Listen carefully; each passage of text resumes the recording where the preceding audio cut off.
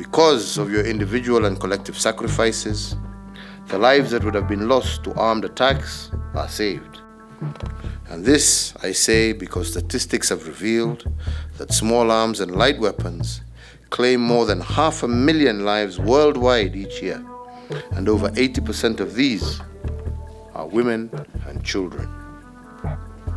Ladies and gentlemen, the administration's commitment to secure the lives of Kenyans as required by our Constitution has emboldened our resolve to fight against the proliferation of illicit arms, and we continue to affirm the importance of this issue through our various regional, continental, global and global diplomatic channels. By publicly destroying illicit weapons, Kenya once again openly demonstrates that we are determined and ready to face the challenges posed by small arms and light weapons. Kenya's recovery of illicit small arms and light weapons is in tandem with the African Union's call for silencing the guns in Africa by the year 2020. Although this AU target has not been fully achieved by the deadline that we set for ourselves, individual countries, including our own Kenya, have made excellent progress towards that goal.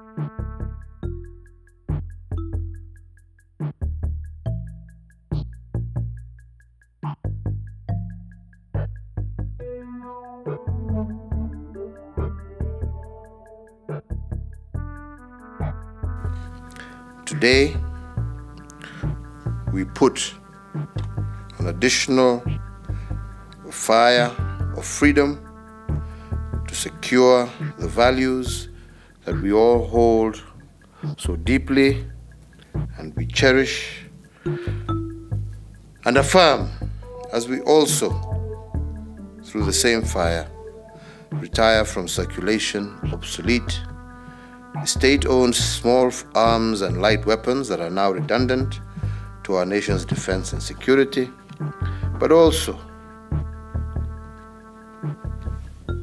as we destroy homemade guns that have been used to threaten the lives of our people.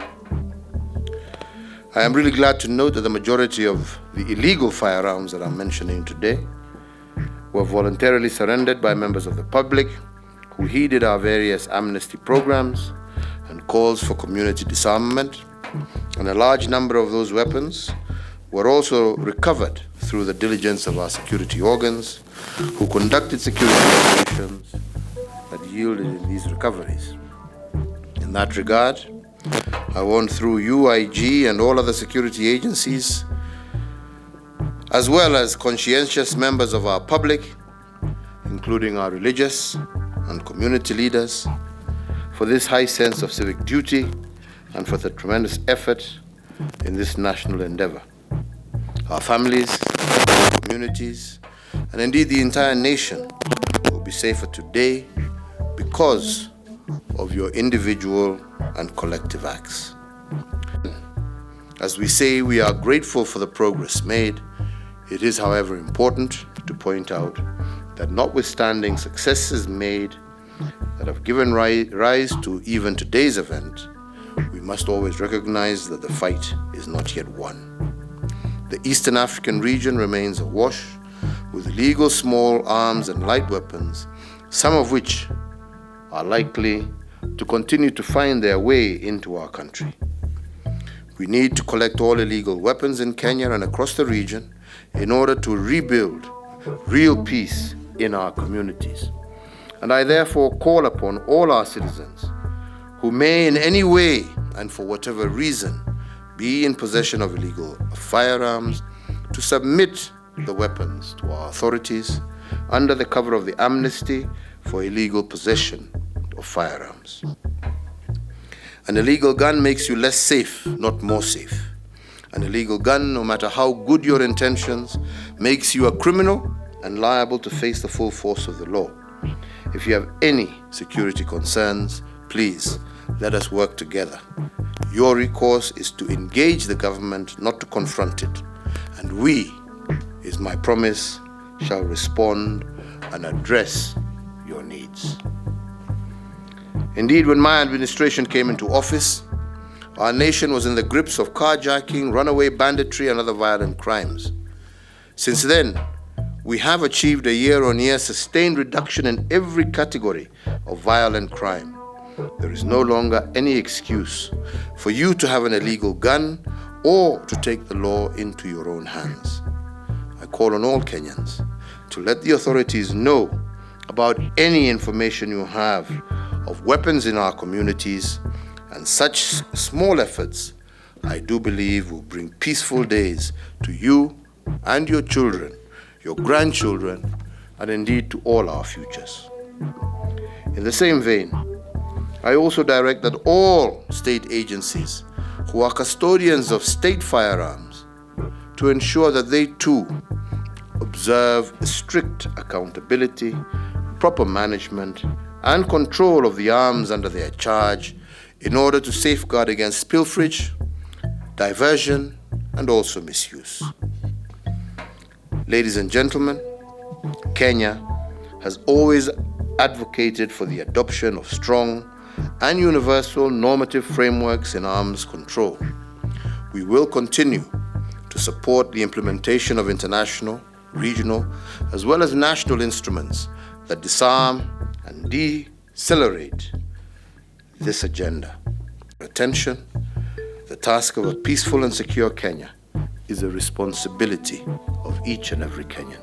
And I urge you all in your own roles and space to make a conscientious effort to make our country, our republic, more safe and more secure and 100% free of illegal weapons.